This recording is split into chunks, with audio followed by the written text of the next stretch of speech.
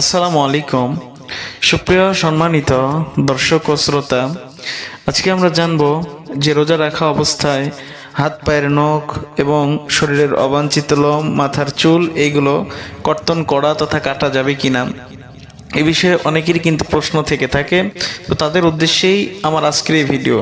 তো সুপ্রিয় দর্শক, প্রথমেই জানা উচিত আগে রোজা ভঙ্গের কারণ কি কি এইগুলো আমাদের জানতে হবে। রোজা ভঙ্গের যে কারণগুলো আছে এই কারণের মধ্যে কিন্তু এই কথা বলা, রোজা ভঙ্গের যেই কারণগুলো আছে এই কারণের মধ্যে কিন্তু এই কথা উল্লেখ নাই যে রোজা রেখে হাত পায়ের নখ, মাথার চুল এবং শরীরের অবাঞ্ছিত লোম কাটলে রোজা ভেঙে যাবে।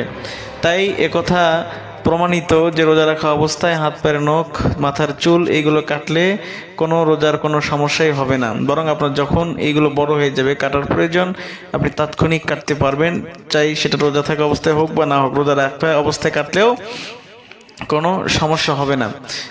তাহলে আমরা জানতে পারলাম যে রোজা রাখা অবস্থায় হাত পায়ের নখ কাটা যাবে, এতে কোনো রোজার ক্ষতি হবে না। তো সুপ্রিয় দর্শক, আজকের ভিডিওটি ছিল এই পর্যন্তই। ভিডিওটি যদি ভালো লাগে অবশ্যই লাইক, কমেন্ট, শেয়ার করবেন।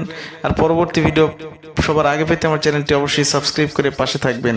আর পরবর্তী বিষয়ে আপনি যদি কোনো বিষয় জানতে চান রমজান সংক্রান্ত, অবশ্যই আমার এই ভিডিওর কমেন্ট বক্সে কমেন্ট করলে আপনার প্রশ্নের জবাব দেওয়ার চেষ্টা করবে ইনশাআল্লাহ।